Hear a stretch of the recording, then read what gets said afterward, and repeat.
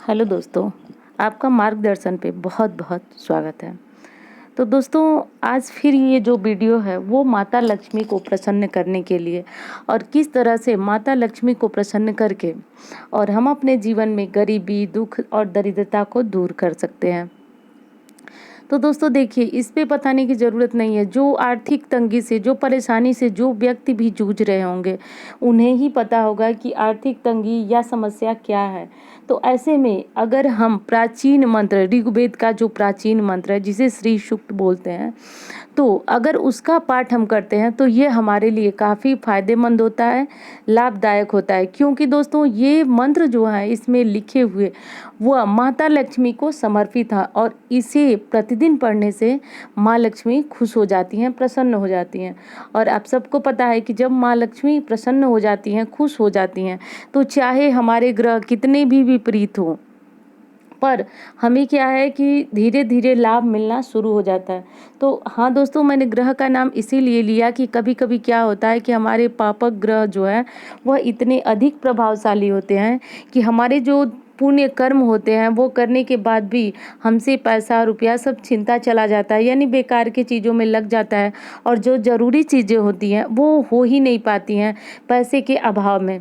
तो हमें कर्ज लेना पड़ता है या कभी कभी तो ऐसी स्थिति आती है दोस्तों, मतलब क्या कहना, बहुत सारे लोगों को पता होगा कि जब लक्ष्मी रुष्ट हो जाती है तो व्यक्ति को दर दर की ठोकरें खानी पड़ती है। तो दोस्तों देखिए, आज बात करूंगी मैं कि श्री सूक्त को किस प्रकार पढ़ करके हम अपने जीवन से परेशानियों का अंत कर सकते हैं। तो देखिए दोस्तों, आपको ये किताब जो है ये इसकी बहुत पतली सी बुक आती है जो बहुत आसानी से आपको कहीं भी मिल सकती है, यानी मोटी भी आती है पर कुछ जो अंश होता है मतलब श्री सूक्त का, जो सिर्फ उसी में छोटी सी एक किताब आती है जिसमें लिखा हुआ होता है। और जो मोटी भी इसकी एक किताब आती है पर उसमें बहुत सारे श्री सूक्त होते हैं, लक्ष्मी सूक्त होती है। तो वो वाली किताब लें या चाहे आपको जो किताब मिले आप ले लें, उसमें से श्री सूक्त को आप देख लें और देखें कि मतलब संस्कृत में होता है, पर संस्कृत में बहुत डरने वाली बात नहीं है। जब आप बहुत तोड़ तोड़ करके और आराम से पढ़ेंगे तो आपको ये चीज़ें समझ में आने लगेगी। और अगर नहीं पढ़ पा रहे हैं, किसी स्थिति में आप संस्कृत पढ़ ही नहीं पा रहे हैं दोस्तों, तो नीचे लिखा हुआ होता है इसका हिंदी अनुवाद। तो आप कुछ नहीं तो आप हिंदी अनुवाद ही पढ़ें, क्योंकि दोस्तों ये जो श्री सूक्त है वो मतलब इतना प्रभावशाली है, इतना सिद्ध है कि इसको जो व्यक्ति पढ़ता है कुछ ही दिनों में उसको असर मिलने लगता है, दिखने लगता है। तो वो कर लीजिए, किताब आप ले लीजिए। अगर घर पे हो या कोई पाठ करता हो तो बहुत अच्छी बात है, और नहीं हो तो दोस्तों ले लीजिए। और इसको करने के लिए आपको किसी विशेष दिन की मतलब किसी विशेष दिन की आवश्यकता नहीं है। आप गुरुवार से भी शुरू कर सकते हैं, शुक्रवार से भी शुरू कर सकते हैं।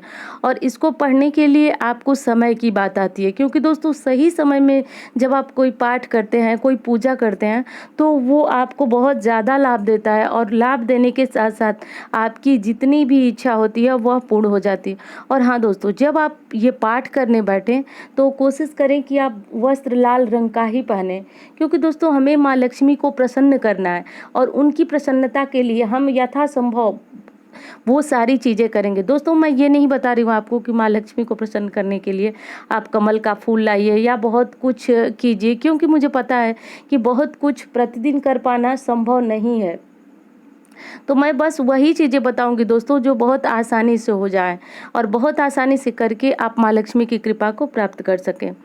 तो हाँ दोस्तों, तो मैं बता रही थी आपको कि लाल रंग का आसन ले लीजिए और लाल रंग का आप कपड़ा पहन लीजिए, और लाल रंग के कपड़े पहन करके आप और चाहे पूर्व की तरफ मुंह कर लीजिए या उत्तर की तरफ मुंह कर लीजिए। उत्तर की तरफ मुंह करके भी माँ लक्ष्मी की पूजा की जा सकती है। और इसे आप सुबह के समय पढ़िए। यानी देखिए दोस्तों, जब हमें कुछ पाना है तो थोड़ा सा कठिन परिश्रम साधना करना ही पड़ेगा। तो सुबह के समय पढ़िए, और कम से कम तब तक पढ़िए सुबह के समय जब तक आपको अपनी ज़िंदगी में बदलाव दिखने नहीं लगता, यानी आपको लगने नहीं लगता कि हाँ काम बनने लगता है। इसके बाद आप अपने नियमित जो पूजा का समय है उस समय पढ़ सकते हैं। पर दोस्तों मैं यही कहूँगी कि अगर आपको अच्छा और एक बेहतर जीवन चाहिए और जिस तंगी से आप परेशान हैं उससे अगर मुक्ति चाहिए, तो आप सच में सुबह के समय ही इस पाठ को करिए। और संध्या समय भी जब आप दीपक जला लेते हैं मंदिर में, तो मैं हमेशा बताती हूँ दोस्तों कि एक मुख्य दरवाजे पे भी दिया जलाइए। अगर जलाते हैं तो अच्छा, नहीं तो जला के रखेंगे, जब से चाहे शुरू कर सकते हैं, तो जला के रखेंगे तो यह आपके जीवन में बदलाव धीरे धीरे करने लगता है। और हाँ दोस्तों, कोई भी उपाय या मंत्र हो या दीपक जलाने, जितनी भी बातें होती हैं वह आपको बहुत, ये नहीं है कि मैंने कहा और आपको फ़ायदा हो जाएगा। आपको कुछ दिन बहुत धैर्य से और बहुत हिम्मत के साथ ये सारी चीज़ें करनी पड़ती हैं।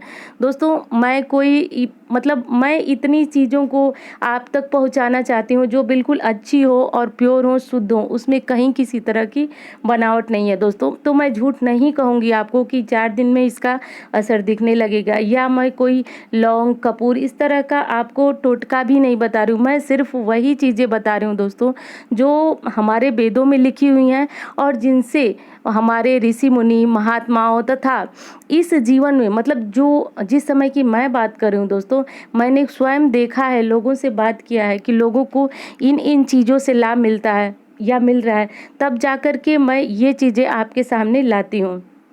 तो हाँ, इस तरह से आपको पाठ करना है। और पाठ करने के समय दोस्तों माता लक्ष्मी को मिश्री, खीर, किसी चीज़ का आप भोग लगा लीजिए। दोस्तों, खीर का भोग लग सके तो काफ़ी अच्छा है, पर खीर सुबह के समय बन पाना ये थोड़ी सी मुश्किल बात है। पर अगर ना बन पाए तो निराश होने वाली कोई बात नहीं है। माता लक्ष्मी जो है या हमारे देवी देवता हमारे प्रेम के भाव के भूखे हो। आप मिश्री, सफ़ेद मिश्री, जिसको मैं अपनी भोग प्रसाद वाली वीडियो में भी आपसे जिक्र की हूँ, तो आप मिश्री ले लीजिएगा और माता को चढ़ा दीजिएगा।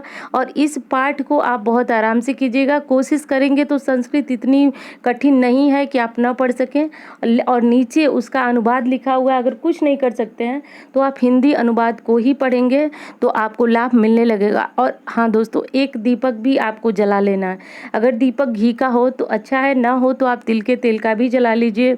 और मतलब माँ लक्ष्मी को प्रसन्न करना है तो कुछ अगरबत्ती, धूप बत्ती जो भी आप जलाएं वो जला लीजिए। और माँ लक्ष्मी को अगर इत्र आप अपनी पूजा में रखे हो, इस्तेमाल करते हो, तो इत्र भी चढ़ा दीजिए। तो ये सब करके आप माँ लक्ष्मी को के श्री सूक्त को पढ़िए। और हाँ दोस्तों, अगर आप बहुत ज़्यादा परेशान हैं, आपको लाभ चाहिए, तो दोस्तों आप इसके प्रतिदिन 16 पाठ कीजिए। श्री सूक्त के प्रतिदिन 16 पाठ कीजिए। और अगर आपको लग रहा है कि हाँ स्थिति मतलब धीरे धीरे भी सुधरेगी, तो कोई समस्या नहीं है, तो आप इसके सिर्फ 2 पाठ कीजिए। और अगर आप बहुत ज़्यादा परेशान हैं तो इसके 16 पाठ कीजिए। 16 पाठ करने से व्यक्ति जो है वह जीवन में तत्काल ही उन्नति को प्राप्त करता है। चाहे उसकी ग्रह स्थिति बहुत ज़्यादा खराब हो, पर धीरे धीरे वो सुधरने लगता है और जो कार्य उसके बिगड़ते जाते हैं वो धीरे धीरे अच्छे हो जाते हैं। और हाँ दोस्तों, जब कोई इस तरह की वीडियो पड़ती है आपके सामने, तो उस पे आप लोग पूछते हैं कि ये कितने दिनों में लाभ करेगा। जैसे मैं बात कर रही हूँ विष्णु सहस्त्र नाम, तो दोस्तों ये समझिए कि कोई पाठ है, मैंने पढ़ा या किसी और ने पढ़ा, मैंने उनसे पूछा, अनुभव लिया कि मतलब वो पाठ उनको जिनको मैंने बताया वो कितने दिनों में उन्हें लाभ किया। तो हो सकता है दोस्तों कि उन्हें बहुत ज़्यादा दिनों में लाभ किया और आपको बहुत कम समय में। तो पूजा पाठ जो है वह हमारे कुछ कर्म होते हैं, हमारे कुछ ग्रह दशा होती हैं, उनके वजह से भी थोड़ा सा विलम्ब होता है, तो घबराने वाली बात नहीं है। और अगली चीज़ ये है कि देखिए, हमारे शरीर में ही पाप और पुण्य कर्म दोनों मौजूद होते हैं। तो जब हम कोई पूजा अनुष्ठान करने लगते हैं तो हमारे शरीर में जो नकारात्मक शक्तियाँ होती हैं वो हमें डिमोटिवेट करती हैं, यानी उधर से हटाती हैं, पूजा पाठ की तरफ से भटकाती हैं हमारा मन। और वो भटका करके, या यूँ कह सकते हैं कि जो हमारे बुरे ग्रह होते हैं, जो हमारे बुरे वक्त के लिए जिम्मेदार होते हैं, वो हमें भटकाते हैं और हमें उस पूजा पाठ में लगे नहीं रहने देते हैं। परंतु दोस्तों, जब आप कुछ समय ये पूजा पाठ करते रह जाते हैं, आप अपने उस मन के द्वंद्व से जीत जाते हैं। और जब आप कुछ समय पूजा पाठ करते, ये जो चाहे श्री सूक्त का पाठ हुआ, चाहे विष्णु सहस्त्र नाम हुआ, चाहे शिव तांडव स्तोत्र हुआ, तो कोई भी स्तोत्र हुआ, पाठ हुआ दोस्तों, तो जब हम अपने मन के द्वंद्व से, मन के द्वंद्व का मतलब कि हमारा मन ही बोलता है कि हम अब ये पाठ नहीं करते, हमको कोई लाभ नहीं होता है। परंतु दोस्तों, यह ऋग्वेद का जो मंत्र है वह इतना प्रभावशाली है कि व्यक्ति के जीवन में चाहे कितनी भी गरीबी हुई या कनक धारा स्तोत्र हुआ, कोई भी मतलब, तो आप अगर उसको धैर्यपूर्वक, विश्वासपूर्वक पढ़ते हैं तभी इसका लाभ होगा, नहीं तो आपको लाभ नहीं होगा दोस्तों। क्योंकि मन और विश्वास का नाम ही पूजा है। तो मुझे लग रहा है दोस्तों कि आपको आपका जवाब मिल गया होगा कि कितने दिनों बाद आपको लाभ मिलेगा। परंतु दोस्तों, ये कोई कहने सुनने वाली या कोई ऐसी टोटके वाली बातें नहीं है जिन पे संदेह किया जाए कि हमें इसका लाभ मिलेगा या नहीं। संदेह वाला तो सवाल ही नहीं है दोस्तों, लाभ मिलेगा। बस आप अपनी श्रद्धा और भक्ति से जुड़े रहिए। और हाँ दोस्तों, एक बात और कहना था कि अगर आपको परेशानी हो रही है संस्कृत में पढ़ने में, तो आप बताइएगा, मैं एक वीडियो डाल दूँगी, उसमें आपको बता दूँगी कि किस प्रकार से संस्कृत में आप पढ़ सकते हैं और किस प्रकार से उसके हिंदी अनुवाद को भी पढ़ सकते हैं। दोस्तों, ये इसी वीडियो में मैं ये चीज़ें डालने वाली थी, लेकिन मुझे लगा कि बताते बताते ये वीडियो जो है वो काफ़ी बड़ी हो जाएगी, लंबी हो जाएगी, तो मतलब बहुत ज़्यादा लंबी हो सकती थी, तो इसलिए मैं नहीं की हूँ। अगर आप लोग बोलेंगे तो मैं पढ़ करके श्री सूक्तम को और आपके सामने रख दूंगी, उसका हिंदी अनुवाद भी रख दूंगी। तो जैसा होगा आप सब लोग बताइएगा। और दोस्तों, उम्मीद करती हूँ कि वीडियो आपको अच्छी लगी होगी और मिलती हूँ इसी तरह की वीडियो के साथ। धन्यवाद।